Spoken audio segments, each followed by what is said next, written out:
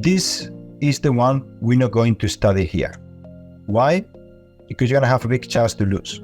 We can actually look at it, we can look into that, we can analyze that, and we need to be aware of this. That's why this is actually here, to be aware of that, not to be take it. The one we can actually trade only is what is called SOS in the structure of this, what is actually coming from wake-off events and phases, yeah? This is wake-off, if you have studied this before, this actually was created for reversals for stocks, and for many, many years back. So we talk about, I think that now the data is more than 100 years altogether from his study to when he started trading.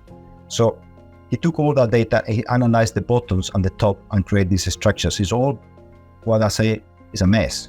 And it's actually quite simple, this one, because they give you structure. They give you, if you still remember, well, give you clean areas. Imagine this, it can be even more messy when you go bottoms or tops, yeah?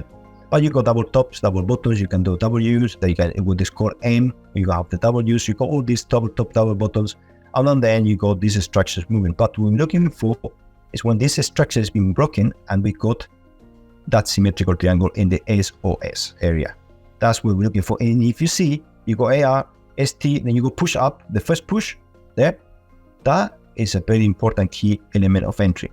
It tells us where it's going to be formed. It actually is going to be created a symmetrical triangle, but we're going to wait. So the market go down, go the first movement, then we wait. We wait probably a long time. We don't know if it's months, weeks, whatever, until that level has been hit again and it's broken. As soon as it's been broken, the question is, the market will say again, I don't know what to do. Am I going to go bigger? Am I not going to go down again? You see, it's automatically thinking about, again, I break the highs. The first time of the highs being broken when I didn't know where to go from the big drops. Now it's the first time I'm thinking, what am I going to do next? Am I going to continue up or not? And that's where you got this structure. It's been created a certainty, and then boom, again. And normally it happens when you see that line cross, it's actually create the number 6, 5 and 6 is created on the resistance area on the last push there, which is pointing out with exactly there. That's the area where you're looking for to have an entry. And your stop loss normally is the bottom line of that. Okay, this is the same thing, the opposite, just to go down.